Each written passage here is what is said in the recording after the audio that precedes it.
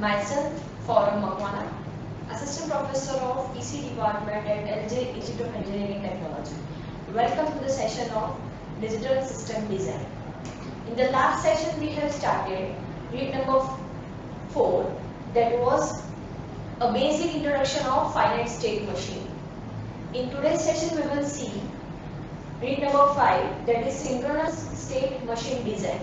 Now, what we have done in the last session, we have seen what are different models for analysis of finite state machine. There are two models. One is Mealy and second one is Boole. Now, in Mealy model, we have seen that our output depends only on the input. That means output will continuously change if my input is going to be changed. Apart from that, Mealy machines are faster, right? Because it will change its state according to the change in state of the input, right? And in Boole model, they are safer to use. Why? Because its output will change based on its input as well as on the clock age. Alright? In today's session, we are going to start with number 5.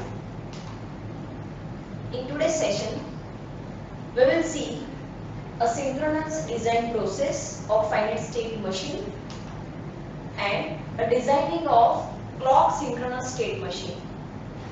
We know that Mealy and Boole models are an example of synchronous finite state machine, right? That means, what do you mean by synchronous? Synchronous means we are going to apply a clock simultaneously to the flip-flop, alright?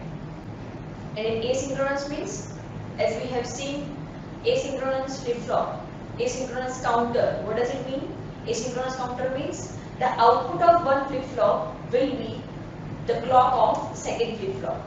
Alright? And synchronous means we are going to apply clock signal simultaneously to all the flip-flops. It means at the same time. Alright? Now, we are focusing on first a synchronous design process. Before that, we must know, while we are going to design a finite state machine, we must apply whether we are going to use a Boole model or Mealy model, right?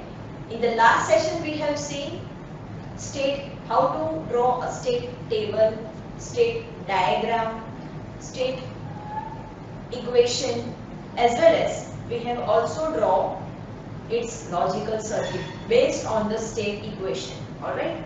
So, while we are going to design a synchronous finite state machine, this is the process. The first point is construct a state diagram or state table corresponding to the word description. That means what is my present state, and based on my input condition what will be my next state, and at that time what will be my output. Alright. So based on these parameters we are going to design a state diagram. Okay. Second, if it is possible, then we are going to minimize the number of states, right? Third point, we are assigning a state variables, right? If it has a binary assignment, that means, as we have seen, there are 3 states, S0, S1, S2. So if you are going to assign 00 to S0, 01 to S1 and 10 to S2, that means the 00, 10 and 01 is its binary assignment, and S0, S1 and S2 are the state variables, right? And this state variable we can choose accordingly. Alright? We can either use A, B, C, X, Y, Z, right? Fourth point is we are going to obtain its transition, or we can say the output table. Now, what is the difference between transition and the output table? Transition means we are going to assign its specific binary values, right? And the output table means we can either write the state variable or what will be its binary value. How? That we will discuss in the next slide. Fifth point, after deciding a number of state variables by designing a state table, we are going to decide how many numbers of flip-flops are required. We know that there are total 4 types of flip-flop: SR, JK, D and T. Most often we are going to use a D flip-flop. Why? Because a D flip-flop in which its output is going to be changed based on its clock age. Apart from that, what is my input? Based on that, my output will be there. If my input is 1 and if my flip-flop is positive age trigger, then if positive age of the clock arrives, then my output is going to be changed to 1 if earlier it was 0, right? So we are going to use a D flip-flop, or we can either use JK, T and SR, but most of the time we are going to use a D flip-flop, right? Point number 6. We are going to construct the excitation table. Now, what is excitation table?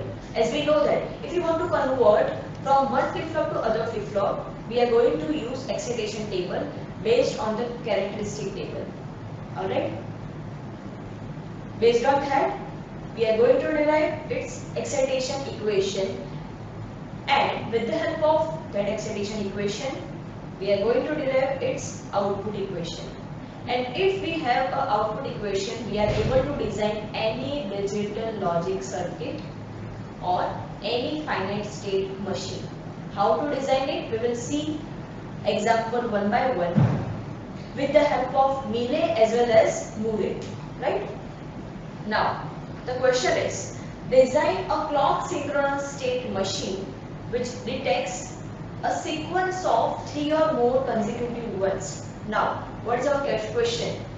We are going to design a sequence detector in which it will detect a 3 consecutive one, 3 or more, right? So, what we are going to do is, first, we can design with the help of Mealy machine with D flip-flop and Murray machine with D flip-flop.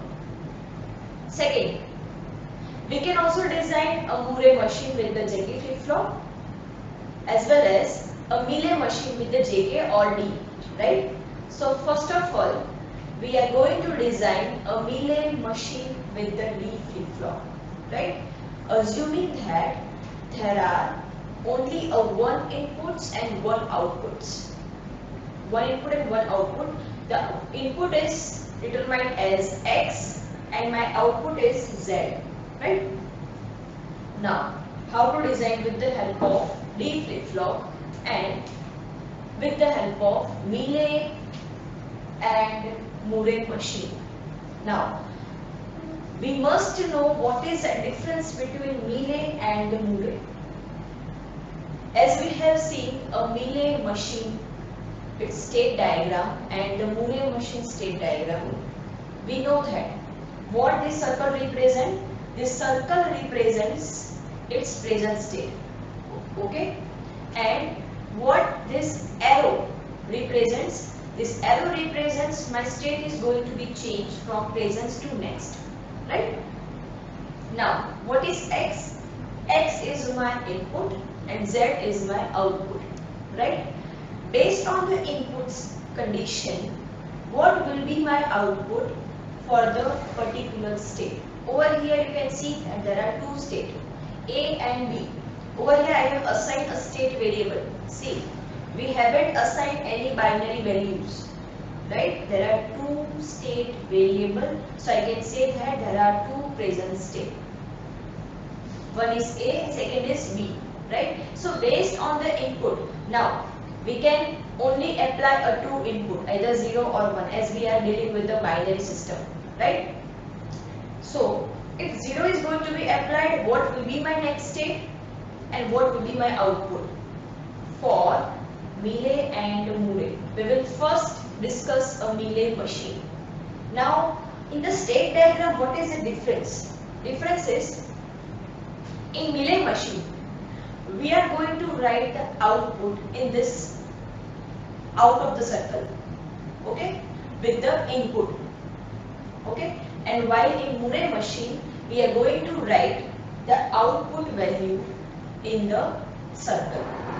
In Murray in the circle and in Mealy out to the circle with the inputs, right? So first we are going to obtain the state diagram for a Mealy machine. Now what is the condition? The initial condition is given as z is equals to 0. Initial means by default it was 0. Okay, my value of output is equal to 0. See, if I am going to consider over here z, that means you need to understand that z is my output and x is my input, right? Now, presently I am in the state of A. My present state is A, right? If my input is equals to 0, input means x, then my output z is equals to 0. And what is my next state? My next state is itself, that is A, right? So, how to draw its state diagram? First, as I am in the present state of A, and if my input is equals to 0, my next state is same as the A. So, I need to draw the arrow line in the same state, right? Because my state is not going to be a change, right? Next, if my input is equals to 1, what is my output? Output z is equals to 0, right? And what is my next state? It will goes to state B. So arrow will be changed from A to B. So it represents that my state is going to be changed. Alright? So how to write it? Over here 1. What is 1 represents in the red font? The 1 represents my x is equals to 1. And what this 0 represents? This 0 represents my output z is equals to 0. Right? So we need to write inputs and outputs on the arrow or nearer to the arrow. Right? So this is the designing of Mealy machine. And for Murray machine, what we need to do is, we need to simply write its output inside the circle. Okay, over here you can see x, the value 0 is written outside the circle, but for the value of z, it is written inside the circle. It is a/0. Okay. For B as well.